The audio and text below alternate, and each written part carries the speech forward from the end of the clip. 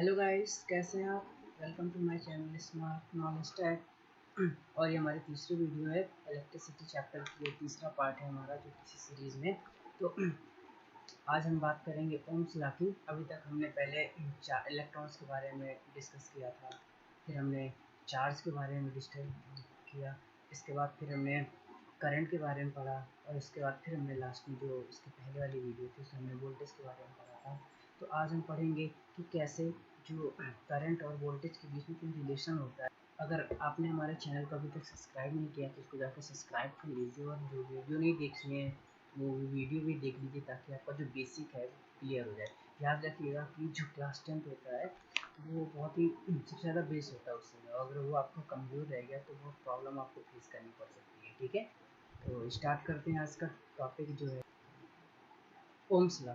देखिए, Ohm's law बताता है, पहले से पढ़ने से पहले सुन लीजिए, जो ओम्स लॉ है वो होता है कि V और I के बीच में एक लीनियर रिलेशन होता है। ठीक है, तो अगर हम इसको डिफाइन करें तो हम इसको ऐसे कह सकते हैं कि कांस्टेंट टेम्परेचर, ठीक है, जो V मतलब कांस्टेंट टेम्परेचर, अगर हम जो वायर है उसके बीच का अगर हम टेम्परेचर को ना बदलें, ठीक है, टेम्परेचर सेम रहे रूम टेम्परेचर पे, तो जो V होता है वो डायरेक्टली प्रोपोर्शनल होता है I को, मतलब voltage directly proportional to current के, जिसका जो ग्राफ होता है वो लीनियर होता है।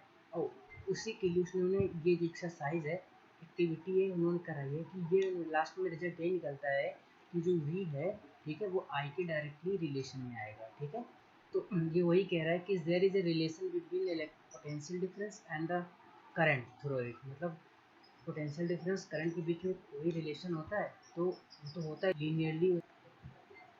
तो ये देखिए यहाँ पर is a straight line passing through the origin of the graph. तो ये मैं वही बात कह रहा था कि जो हमारा जो ग्राफ बनेगा वो हमारा एक स्ट्रेट लाइन बनेगा यहाँ से। ठीक है, हमारा जो ग्राफ बनेगा स्ट्रेट लाइन बनेगा। ये देखिए स्ट्रेट लाइन बन भी रहा है, वी और आई के बीच का स्ट्रेट लाइन बनेगा।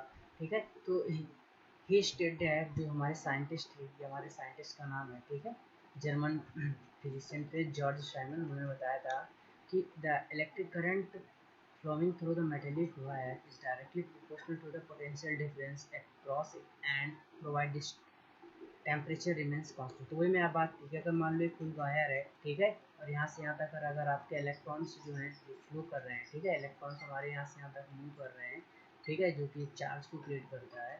ठीक है, तो मैं कहूँगा कि अगर मैं टेम्परेचर को अगर मैं कांस्टेंट कर दूँ, टेम्परेचर मेरा वेरी नहीं कर रहा है, ठीक है, मेरा टेम्परेचर जो है वो कांस्टेंट है, तब जो V होता है, मतलब इसके और यहाँ से यहाँ के बीच का जो वोल्टेज है, ठीक है, ये यहाँ से यहाँ के बीच का जो वोल्टेज है वो डायरेक्टली प्रोपोर्शनल होगा कितनी करंट यहाँ से हमारी इंटर कर रही है, मतलब जितनी करंट इंटर कर रही है उतनी करंट निकल रही है, उसके डायरेक्टली प्रोपोर्शनल होगा। ठीक है, तो मैं ये कह सकता हूँ कि V directly proportional to I, और यही हमारा ओम्स लॉ है। ठीक है, हमारा ओम्स लॉ है जो कि ये रिलेशन आता है कि V डायरेक्टली प्रोपोर्शनल I, ठीक है, अगर हमारा टेम्परेचर कांस्टेंट है। ठीक है, तो अगर V directly proportional to I है और इस प्रोपोर्शनलिटी को अगर हटा के हमने कोई कांस्टेंट टर्म R लिख दिया, ठीक है, हमने फिर इनटू I, तो जो R है, ठीक है, ये जो कांस्टेंट टर्म है इसको हम बोलते हैं रेसिस्टेंस।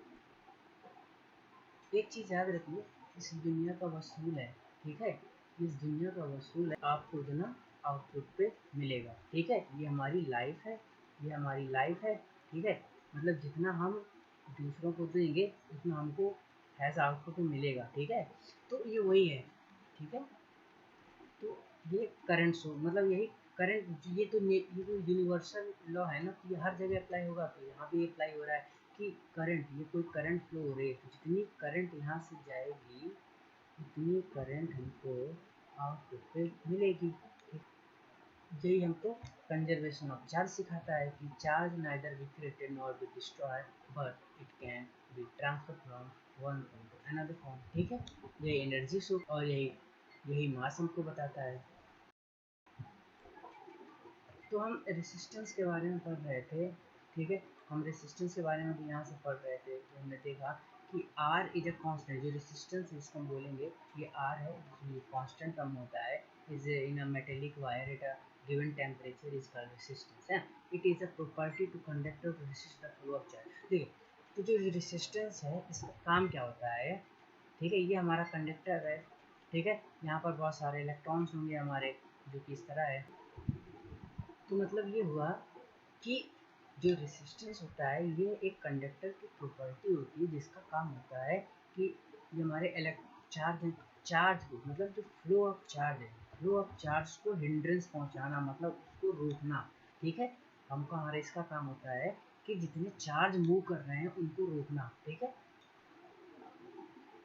और इसकी एसआई यूनिट होती है वो ओम होती है, जिसको इस तरह रिप्रेजेंट करते हैं। ठीक है, इज रिप्रेजेंटेड बाई इसे ओम, इसको ओम बोलते हैं अकॉर्डिंग टू।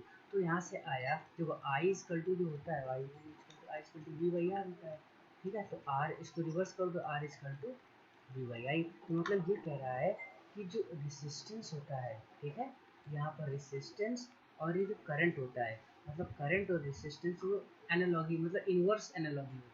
अगर रेसिस्टेंस की वैल्यू को मैं बढ़ाऊंगा तो करंट की वैल्यू हमारा कम हो जाएगी। ठीक है, तो R equal to V by I, और वी क्या होता है 1 वोल्ट होता है, वोल्ट में मेजर करते हैं, और आई क्या है करंट में। ठीक है, तो रेसिस्टेंस हो गया 1 ओम, जिसको ohm 1 ohm equal to 1 volt by 1 ampere. ठीक है, और इसको उल्टा कर दो I equal to V by R भी लिख सकते हैं। तो आपको एक चीज़ मैं बताता हूँ कि रेसिस्टर जो होता है ना उसको हम इस तरह रिप्रेजेंट करते हैं, ये रिप्रेजेंट करते हैं, इसको कहते हैं रेसिस्टर। एक होता है रेसिस्टेंस, एक होता है रेसिस्टर। जो रेसिस्टेंस होता है वो कंडक्टर की प्रॉपर्टी होता है। ठीक है, और जो रेसिस्टर होता है वो कंपोनेंट होता है। ठीक है, तो रेसिस्टर को हम ऐसे रिप्रेजेंट करते हैं। ठीक है, अब जो चार्ज हमारा फ्लो हो रहा है, देखो जब अगर हमारी एक ये स्ट्रेट लाइन होगी तो जो हमारा चार्ज होगा वो साथ निकल जाएगा, कोई प्रॉब्लम नहीं होगी, स्ट्रेट लाइन में निकल जाएगा। लेकिन जब हमारा पाथ जिगजैग होने लगेगा तब यहाँ पर जो चार्जेस होंगे ना, तो उनको थोड़ा घबराहट होने लगेगी, मतलब कभी ऊपर जाएंगे, कभी नीचे जाएंगे, कभी ऊपर जाएंगे, तो आपस में लड़ेंगे। ठीक है, तो जब लड़ेंगे तो उनको बहुत प्रॉब्लम हो रही है, इलेक्ट्रॉन्स बहुत आपस में लड़ रहे हैं, मतलब इनको जगह नहीं दी जा रही है, यहाँ कांटे आटे बिछा दिए गए हैं इतने एरिया में। ठीक है, तो अब हो इतने एरिया में, अब तो हो क्या रहा है कि इससे हमारा चार्ज मतलब हिंड्रेंस किया जा रहा है, तो यहाँ से हीट प्रोड्यूस हो रही है। ठीक है, यहाँ से हमको हीट प्रोड्यूस हो रही है, एच की वैल्यू बढ़ रही है, बहुत ज़्यादा गर्मी यहाँ प्रोड्यूस हो रही है। तो ये क्या करता है कि जो चार्जेस हैं, ठीक है, जो चार्ज हैं उनको ये अपोजिशन करता है ना, मतलब opposition of the flow of charges. ठीक है, तो इस तरह करने में क्या होता है कि इलेक्ट्रिकल एनर्जी है वो किसमें चेंज हो रही है, हीट एनर्जी में। ठीक है, ठीक है, तो जो I equal to V by R होता है, ठीक है, यहाँ पर जैसे हम देख रहे हैं I equal to V by R है। तो अब हो क्या रहा है कि that the current through the resistor is inversely proportional to the resistance, मतलब जो करंट होता है वो रेसिस्टर के इनवर्सली प्रोपोर्शनल होता है। ठीक है, जो हम देख ही रहे हैं इस रिलेशन से। A component used to regulate current through the changing the voltage source is called variable resistance। ठीक है, अब मैंने कहा कि अगर हमको, ठीक है ध्यान सुनना, कि अगर हमको इस करंट की वैल्यू को रेगुलेट करना है इस वायर में कितनी, हम चाहते हैं कि हम इस करंट की वैल्यू को रेगुलेट करें। मान लो 1 एम्पेयर से पहले 5 एम्पेयर थी, अब इस 5 एम्पेयर को हमको रेगुलेट करके 3 एम्पेयर में करना है, तो हम क्या करेंगे, हम कुछ नहीं करेंगे, हम वोल्टेज, और वोल्टेज को हम कांस्टेंट रखेंगे। यहाँ से यहाँ तक जो हमारा वोल्टेज है वो हमारा 1 वोल्ट ही है, कांस्टेंट है। तो हम करेंगे कि रेसिस्टर की वैल्यू को हम घटाएं बढ़ाएं। ठीक है, तो ये वही है। तो अगर हम रेसिस्टर की वैल्यू को घटाते हैं बढ़ाते हैं तो हम वहाँ यूज करेंगे वेरिएबल रेसिस्टर। ठीक, तो इसी तरह इन electric circuit a device called rheostat is often used to change the resistance of the current। ठीक है, तो बेसिकली यहाँ एक वर्ड यूज होता है ये रियोस्टेट। रियोस्टेट का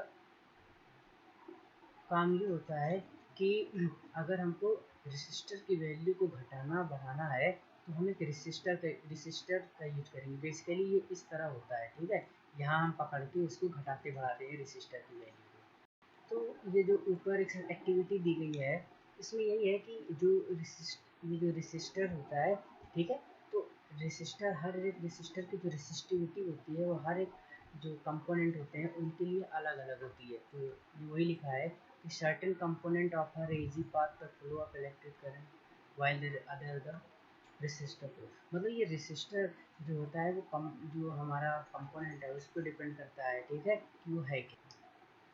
सब्सटेंस पे डिपेंड करता है, ठीक है, कि उसकी रेसिस्टिविटी क्या होगी। रेसिस्टिविटी का मतलब है कि आर की वैल्यू, ठीक है, आर की वैल्यू घटेगी, अगर आर की वैल्यू घटेगी तो करंट हमारा ज़्यादा फ्लो होगा, अगर आर की वैल्यू कम होगी, ठीक है,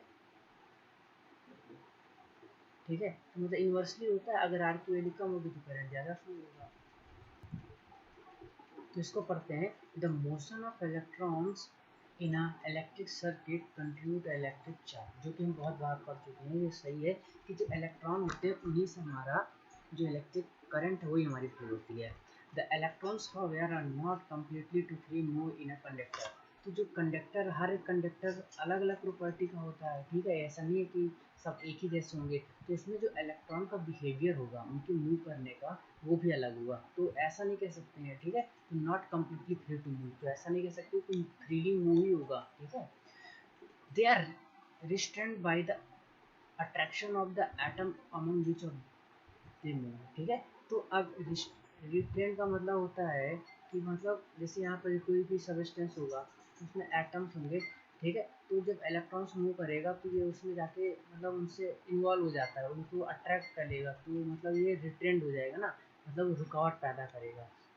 motion of electron through a conductor is regarded bye its resistance. तो जो मोशन, जो इलेक्ट्रॉन का मोशन है कंडक्टर में, उसको हम पढ़ेंगे रेसिस्टेंस के टर्म में, ठीक है, रेसिस्टेंस के टर्म में। The component which give the size that offer the low resistance of good conductor. तो जैसे मैंने अभी आपको बताया था कि जो आई इन्वर्सली प्रोपोर्शनल टू आर होता है, ठीक है, अगर आर की वैल्यू मैं कम कर दूँ तो हमारा करंट ज़्यादा फ्लो होगा।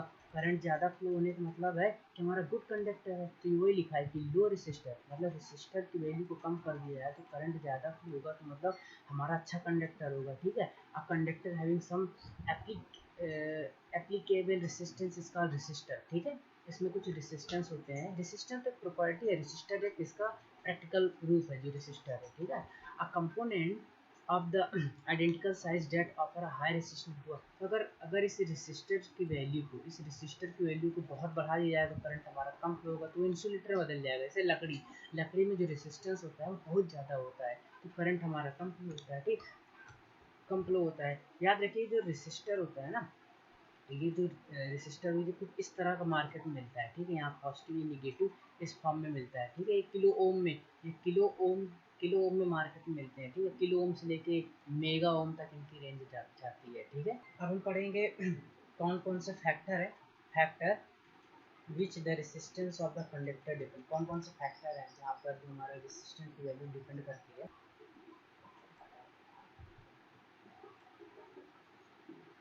तो ऊपर वाली एक्टिविटी में ये दिखाया गया है कि हमारा अलग अलग सब्सिस्टेंस जिसके रेसिस्टिविटी की जो वैल्यू वो डिपेंड करती है। तो पढ़ते हैं, ammeter reading decrease one of the length of the wire is double. देखो इसको बताता हूँ ये है क्या। देखो हमारे पास एक फॉर्मूला होता है R equal to rho L by A. यहाँ पर आर रेसिस्टेंस है, ठीक है, रेसिस्टेंस जो रो होती है वो होती है रेसिस्टिविटी, ठीक है, एक प्रॉपर्टी होती है, इसको बोलते हैं रेसिस्टिविटी, ठीक है। एल हो गया लेंथ, ए हो गया एरिया, ठीक है। तो कह रहा है कि अगर करंट और हमको ये पता है कि आर, एक ये रिलेशन है और जो दूसरा रिलेशन है कि आर इनवर्सली प्रोपोर्शनल टू आई, ठीक है। तो ये कह रहा है कि एम मीटर रीडिंग डिक्रीज, अगर आर की वैल्यू कम कर दिया जाए तो आर की वैल्यू बढ़ जाएगी, अगर आर की वैल्यू बढ़ जाएगी तो एल की वैल्यू भी बढ़ जाएगी। समझ आ रहा? तो ये कि ammeter reading decrease 1/2 when the length of the wire double, ठीक है। अगर इसको डबल कर दोगे तो रेसिस्टर जो है वो भी डबल हो जाएगा, रेसिस्टर डबल हो गया तो करंट हमारी ऑफ हो जाएगी, वही लिखा है। समझ आया? Ammeter reading increase when the thicker of wire same material the same length in a current, ठीक है। तो एम मीटर की जो रीडिंग वो इंक्रीज हो जाएगी। एम मीटर मतलब करंट, क्योंकि रेसिस्टर कम हो गया तो एल कम हो गया, तो मतलब ये इस पे, ठीक है, ये इस पर डिपेंड कर गया। समझ आ रहा है? तो a change in ammeter reading is observe when a wire different material of same length and same area of cross section is used, ठीक है। तो एम मीटर मतलब करंट की वैल्यू हम चेंज देखेंगे, अगर तभी हम देख सकते हैं अगर हम सेम लेंथ और सेम एरिया के जो एरिया लेंथ और क्रॉस सेक्शन को सेम रखें, तभी हम डिफरेंस को हम आइडेंटिफाई कर पाएंगे, ठीक है। तो यहाँ पर जैसे ये है कि जो आर की वैल्यू होती है, मैंने आपको बताया था, जैसे ये वाला जो मैं फॉर्मूला बात कर रहा था, वो फार्मूला हमारा ये था, ठीक है, ये मेरा फार्मूला था। तो इसमें क्या है कि जो आर है, आर इज कल टू रो एल बाई ए, जो रेसिस्टेंस है, रेसिस्टिविटी है, आर है, लेंथ है, एरिया है। तो जो आर है, ठीक है, जो रेसिस्टेंस है, रेसिस्टेंस ऑफ द कंडक्टर, जो रेसिस्टेंस है वो किस पे डिपेंड कर रहा है, वो डायरेक्टली प्रोपोर्शनल है एल के इन्वर्सली प्रोपोर्शनल है एरिया के। तो ये दोनों चीज़ हमारी वही लिखी है, ठीक है। तो इसको ये है रो, रो, ठीक है, यहाँ पर रो कांस्टेंट है, ठीक है, rho is a constant of the proportionality and is called electrical resistivity, ठीक है, इसको हम रेसिस्टिविटी कहते हैं of the material of the conductor, ठीक है। The SI unit of resistivity is ohm, इसकी जो रेसिस्टिविटी है, ठीक है, इसकी जो यूनिट होती है वो ओम होती है। The metal and alloy have very low resistivity in the range, इतना। तो जो मेटल, जैसे जो मेटल और अलॉय होते हैं ना, उनकी जो रेसिस्टिविटी होती है वो बहुत कम होती है। अच्छा, कैसे समझोगे कम होती है? अच्छा, मेटल और अलॉय की बात कर रहा है, मतलब वो नॉय वो है कंडक्टर है, गुड कंडक्टर है। और हमने जैसे हमने पढ़ा था कि I equal to V by R, ठीक है। तो लो रेसिस्टिविटी का मतलब क्या होगा कि अगर रेसिस्टिविटी बहुत कम है, तो रेसिस्टिविटी बहुत कम है तो मतलब करंट बहुत ज़्यादा होगी। तो मतलब जितना अच्छा करंट होगा उतना अच्छा गुड कंडक्टर होगा, ठीक है। और अगर ये इंसुलेटर होगा तो इंसुलेटर में क्या होगा कि रेसिस्टिविटी की वैल्यू बहुत ज़्यादा होगी, ठीक है। तो आई इन्वर्सली प्रोपोर्शनल टू आर होता है। अगर इसी आर की वैल्यू को, अगर आर की वैल्यू को मैं बहुत ज़्यादा कर दूँ तो करंट की वैल्यू कम हो जाएगी। मतलब किसी भी कंडक्टर में जब करंट हमारा कम फ्लो होगा पॉजिटिव से निगेटिव की तरफ, तो हम कहेंगे कि भाई वो इंसुलेटर है, क्यों करंट ही नहीं कम फ्लो हो रहा है। ऐसे लकड़ी में बहुत, लकड़ी में इंसुलेटर है ये, क्यों करंट ही नहीं फ्लो होता है, क्योंकि जो रेसिस्टिविटी की वैल्यू होती है वो बहुत ज़्यादा होती है। मतलब ये 10 टू पावर प्लस 24/17 होता है। तो ये हमारे कुछ कंडक्टर हैं, ठीक है, ये कंडक्टर है, ये अलॉय है, ये इंसुलेटर है। अब देखो कंडक्टर होगा तो इसकी जो रेसिस्टिविटी होगी वो बहुत ज़्यादा कम होगी, मतलब नैनो में होगा, माइक्रोज में होता है। तो अगर रेसिस्टिविटी बहुत ज़्यादा कम होती है तो मतलब होगा क्या, उसमें करंट जो होगा वो इन्वर्सली रिलेशन होता है। तो रेसिस्टिविटी कम होगी, रेसिस्टर कम होगा, तो जो करंट होगा वो बहुत ज़्यादा होगा, ठीक है। अगर हम इंसुलेटर की बात करें तो इंसुलेटर में देखो ये मतलब बहुत ज़्यादा है, तो होता क्या है कि उसमें करंट बहुत कम फ्लो होगी। तुमने कह दिया भाई ये रेसिस्ट इंसुलेटर हो गया हमारा। हमारे कुछ क्वेश्चन है, देखो ये जो क्वेश्चन होता है ये हमारा सेम इस फॉर्मूले पे बेस है, आर इज कल टू रो एल बाई ए, ठीक है। तो ये हमारा इस पे बेस क्वेश्चन बेस है कि पहले में हाउ मच करंट फ्लो हो रही है, ठीक है। तो पहले में तो बिल्कुल easy, I equal to V by R formula लगा दो, ठीक है। तो ये बिल्कुल इजी क्वेश्चन है। ये क्वेश्चन बात करते हैं, बढ़िया क्वेश्चन है कि अ 4 ohm resistor wire is double, calculate the new resistor. मतलब अगर 4 ओम का रेसिस्टर है, अगर हम उस वायर को डबल कर दें तब जो नया रेसिस्टेंस होगा वो क्या होगा, ठीक है। तो आप ऐसे समझिए कि जैसे मैं आपको बताया था कि जो आर होता है, आर इजकल टू क्या, R equal to rho L by A होता है, ठीक है। अब हो क्या रहा है कि पहले इतनी बड़ी वायर थी, अब वायर को आधी काट दी गई, ठीक है, आधी अब उसको काट दी गई। तो जब वायर को आधी काट दो, इसको बैंड कर दोगे, ठीक है, तो जो लेंथ है, लेंथ आपका हो गया हाफ, ठीक है। लेकिन जो एरिया है, थिकनेस, देखिए जो थिकनेस है वो बढ़ गया, ठीक है। तो ये देखिए लेंथ हाफ हो गई, एरिया बढ़ गया, ठीक है। तो ये हमारा पहले का रेसिस्टर है, रेसिस्टेंस है सॉरी, और ये हमारा बाद का रेसिस्टेंस है। एल हमारा हाफ हो गया और एरिया हमारा बढ़ गया, ठीक है। अब इसको हम रेशियो के फॉर्म में जब हम लिखेंगे R1 बाई R1 के फॉर्म में, जो कि पुराना वाला अपॉन नया वाला, तो हम देखेंगे तो ये हमारा इस फॉर्म, ये रिलेशन हमारा दे देगा। तो हमको जो पहला वाला जो रेसिस्टर है, ठीक है, वो हमको 4 ओम दिया, तो जो नया रेसिस्टर होगा वो 1 ओम होगा, ठीक है। तो इसी तरह आगे की जो हम इसी सीरीज में हम आगे की वीडियो प्रोवाइड करेंगे। तो आज के लिए इतना ही, आगे, ठीक है, थैंक यू।